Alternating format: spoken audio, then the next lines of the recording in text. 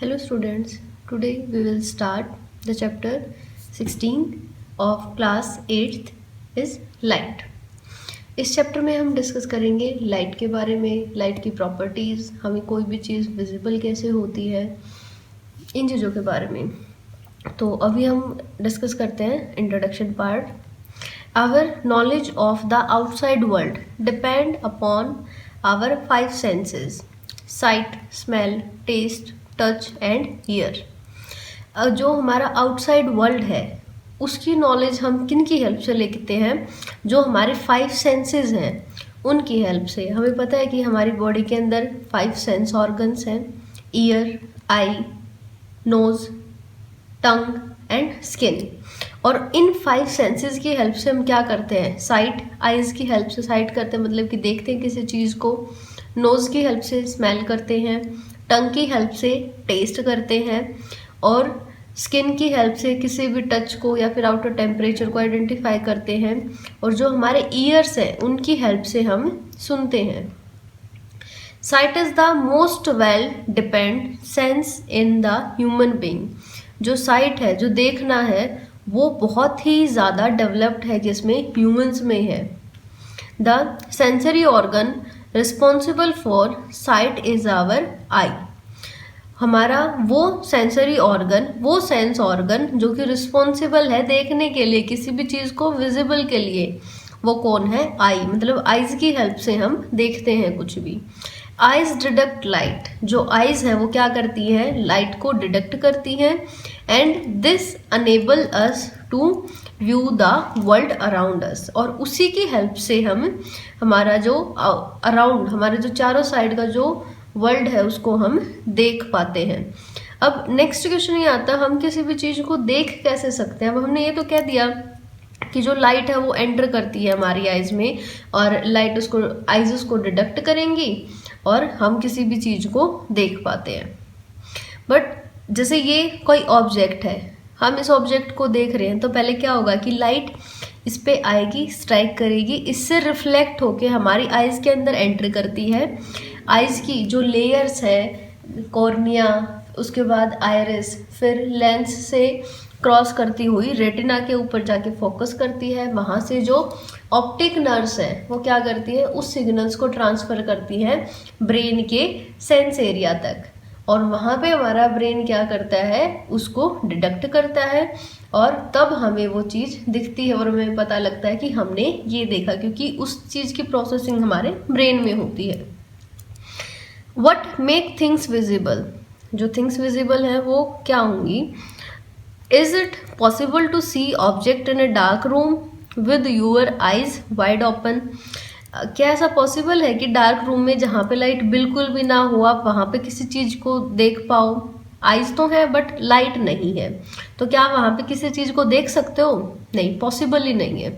No, it is not possible. ये possible नहीं है, because light is required to make the object visible. क्योंकि जो लाइट है वही रिक्वायर्ड है किसी भी चीज़ को विजिबल के लिए।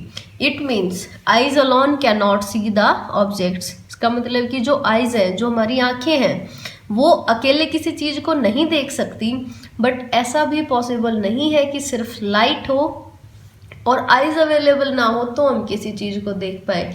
इसका मतलब जो आइज और लाइट है वो दोनों एक कोऑर्डिनेशन में वर्क करते हैं, और उसी कोऑर्डिनेशन की वजह से हमें चीज़ें दिखती हैं।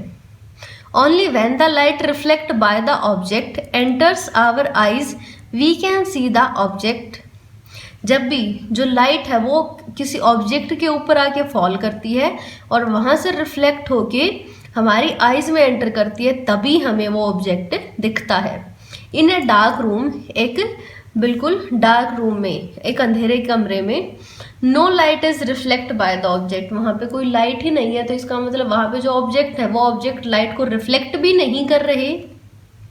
Hence we are not able to see the object. और इसीलिए हम किसी ऑब्जेक्ट को वहाँ पे नहीं देख पाते, क्योंकि अगर ऑब्जेक्ट लाइट को रिफ्लेक्ट करता तो वो लाइट हमारी आइज में एंटर करती और तब हमें वो ऑब्जेक्ट दिखता। बट वहाँ पे ना तो लाइट है, ना लाइट रिफ्लेक्ट हो रही है, और इसीलिए हमें वहाँ कोई भी ऑब्जेक्ट दिखाई भी नहीं दे रहा। We have studied in the previous class, हमने लास्ट क्लास में पढ़ा that certain object emit their own light, कुछ ऐसे ऑब्जेक्ट हैं जो अपनी लाइट ही इमिट करते हैं, लाइक टॉर्च, फायर, कैंडल, सन एक्सेट्रा। ऐसे ऑब्जेक्ट जो क्या करते हैं, लाइट इमिट करते हैं। वाइल अदर ऑब्जेक्ट, जबकि कुछ ऑब्जेक्ट ऐसे हैं जो कि लाइट को सिर्फ रिफ्लेक्ट करते हैं, दैट फॉल अपॉन देम, जो लाइट उनके ऊपर गिरेगी उसको रिफ्लेक्ट कर सकते हैं, जैसे table, chair, trees, human being, mirror, wall etcetera. ये सभी क्या करते हैं, रिफ्लेक्ट करते हैं। We see object when they either emit light of their own or they reflect the light that fall upon them। हमें कोई भी ऑब्जेक्ट कब दिखाई देगा, या तो वो लाइट एमिट करे या फिर वो लाइट को रिफ्लेक्ट करे, तभी हमें वो ऑब्जेक्ट दिखाई दे सकता है। और ऐसे ऑब्जेक्ट जो अपनी लाइट को एमिट करते हैं उनको हम क्या बोलते हैं, ल्यूमिनियस ऑब्जेक्ट। और ऐसे ऑब्जेक्ट जो अपनी लाइट को एमिट नहीं करते उसको हम क्या बोलते हैं, non luminous objects. Hence we see torch, अगर हम टॉर्च को, फायर को, कैंडल को या फिर सन को देखें, उनको हम देख सकते हैं। क्यों? Because they emit their own light, क्योंकि वो अपनी लाइट एमिट कर रहे हैं इसलिए हम उन्हें देख पाते हैं। And are able to see table, chair, जो टेबल है, चेयर है, ट्रीज है, ह्यूमन बींग्स, मिरर, वॉल, ये है, इनको हम देख सकते हैं। उसका रीजन क्या है, क्योंकि वो सब लाइट को रिफ्लेक्ट करते हैं। जो लाइट उनके ऊपर गिरेगी उसको क्या करेंगे, रिफ्लेक्ट करेंगे हमारी आईज में।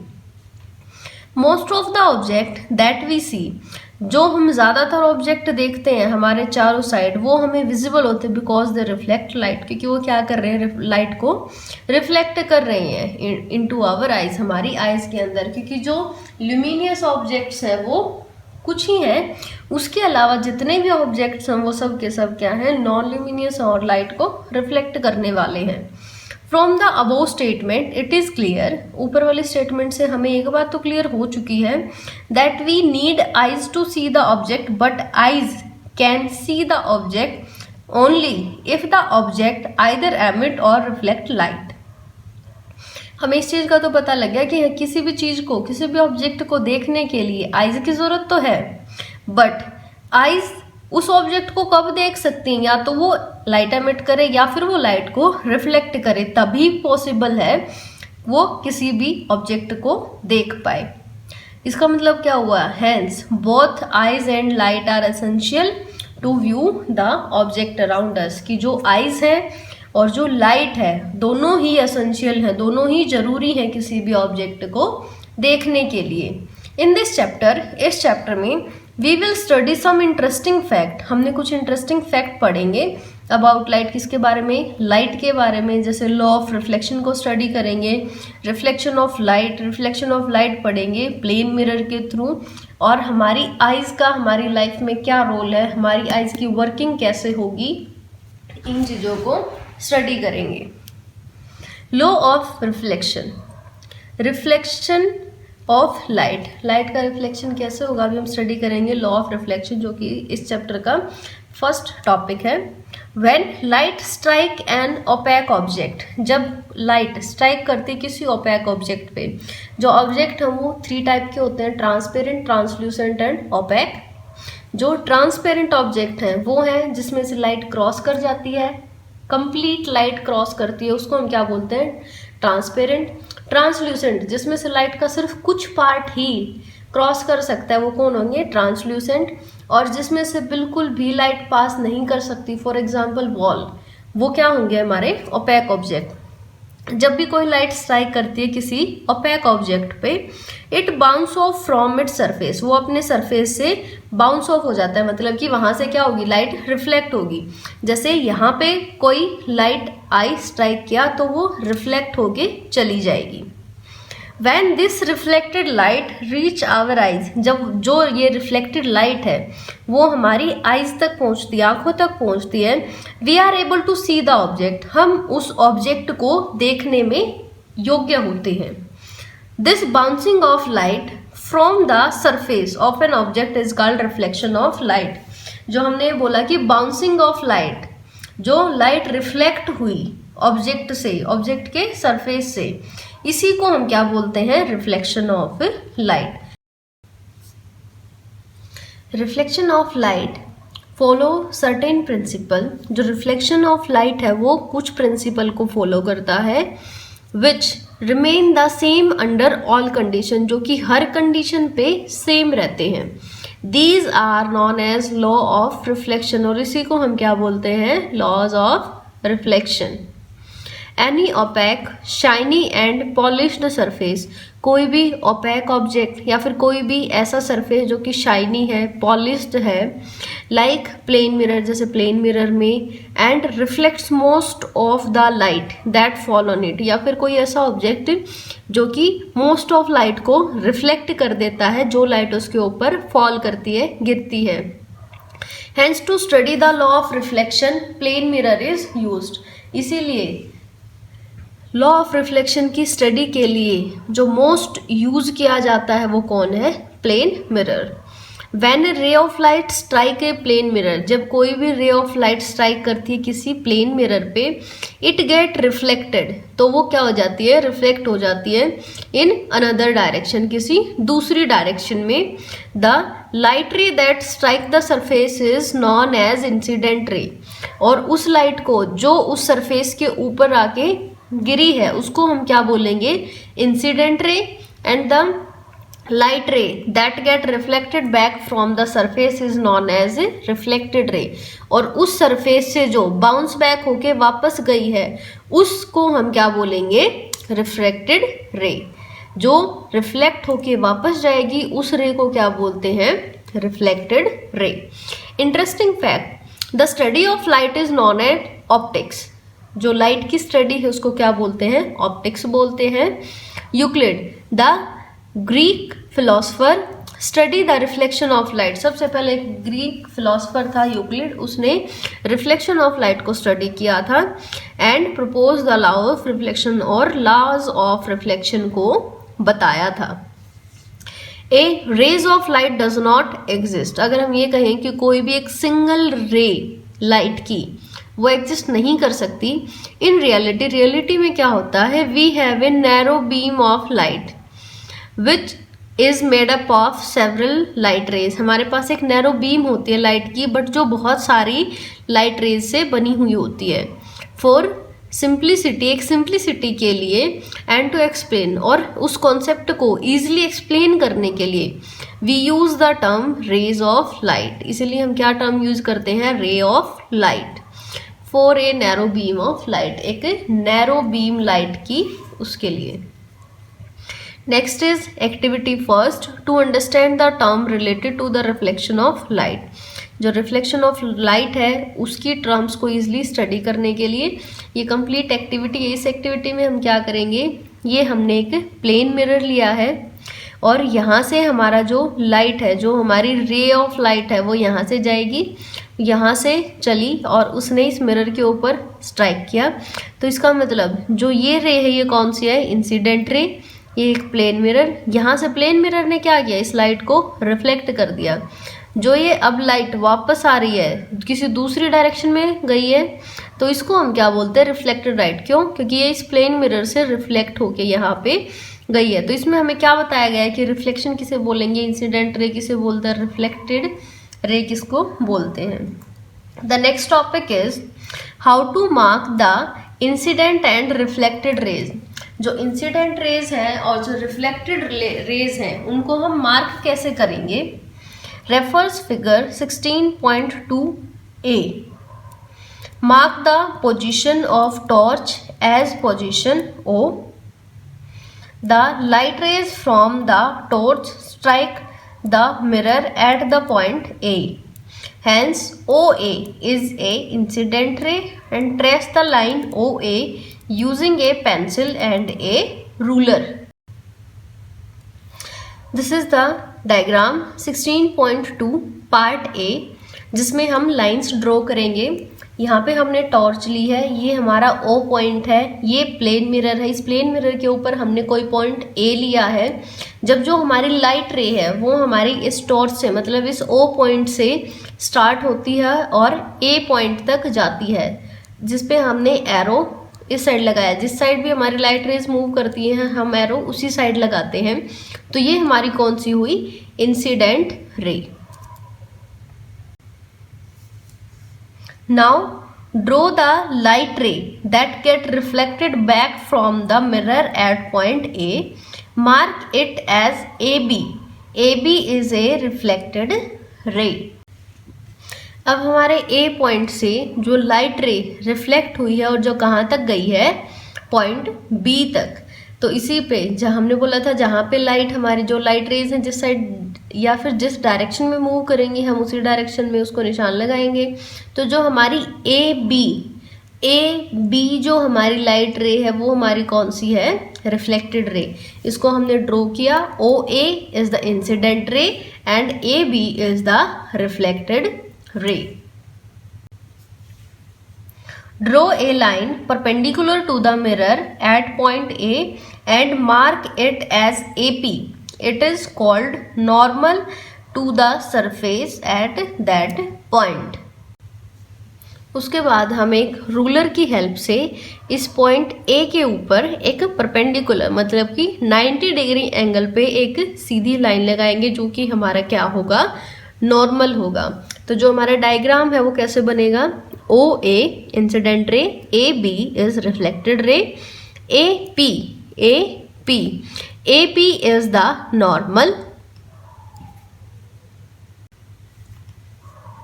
Your figure will be shown in figure 16.2b। अभी जो हमने फिगर देखा था वो हमारा 16.2 का बी पार्ट था।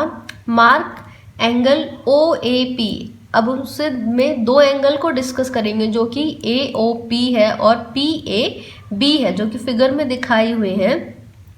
एंगल ओ ए पी हमारा कौन सा एंगल होगा, angle between the incident ray and the normal, जो कि हमारा इंसिडेंट रे और नॉर्मल के इन बिटवीन जो एंगल है उसको हम क्या बोलेंगे, एंगल ऑफ इंसिडेंस, जिसका नोटेशन क्या होगा, angle I. Angle P A B is the angle between the reflected ray and normal. ये वो एंगल है जो हमारा रिफ्लेक्टेड रे और नॉर्मल के इन बिटवीन है। एंगल ऑफ रिफ्लेक्शन, इसको हम क्या बोलते हैं, एंगल ऑफ रिफ्लेक्शन, जिसकी नोटेशन होगी angle are.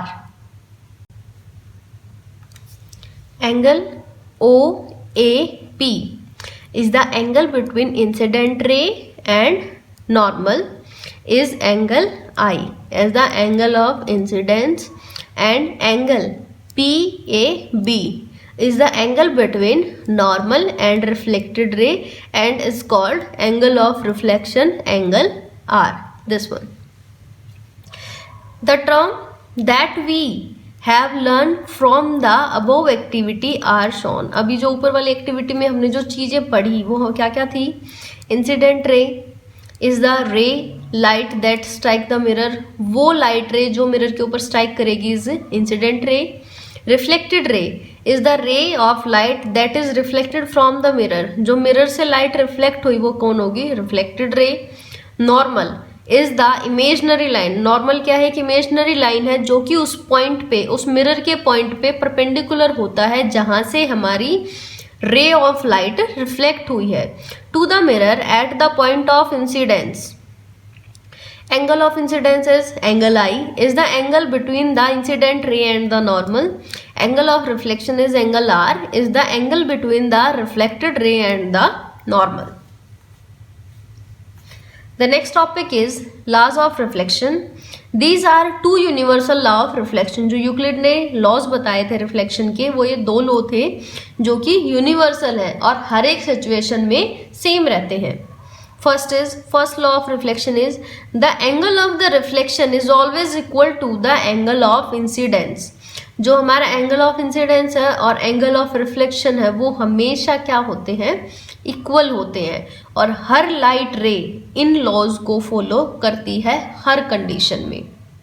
Second law of reflection is incident ray, जो हमारी इंसिडेंट रे थी, normal at that point of incidence, and reflected ray, इसका मतलब इंसिडेंट रे, नॉर्मल और reflected ray all lies in the same plane, तीनों के तीनों एक सेम प्लेन में लाई करते हैं, एक सेम प्लेन में लाई करेंगे। अगर हम इस पेज को, इस पेज को हम एक प्लेन मान लेते हैं, तो हमारा जो नॉर्मल है वो भी इसी पेज के ऊपर होगा, जो हमारी इंसिडेंट रे है वो भी इसी पेज के ऊपर होगी, और जो रिफ्लेक्टेड रे है वो भी इसी पेज के ऊपर, मतलब कि सेम इसी प्लेन में होगी। जो तीनों की तीनों चीजें हैं, इंसिडेंट रे, नॉर्मल और रिफ्लेक्टेड रे, वो तीनों सेम प्लेन में लाई करती हैं। इनका प्लेन कभी भी चेंज नहीं हो सकता। This is the second law of reflection. That is enough for today. We will continue in the next lecture. Thank you.